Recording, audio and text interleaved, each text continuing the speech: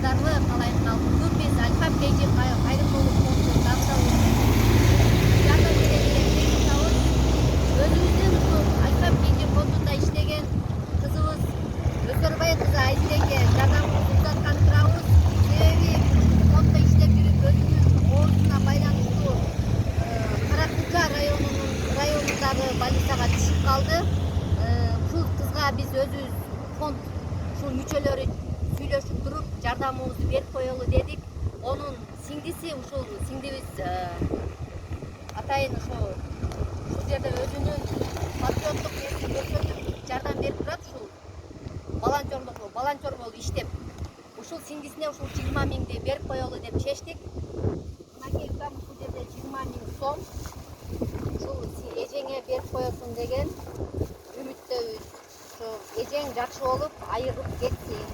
Мынакей ушул жерде 20 миң сом ушул кызга берип коелу.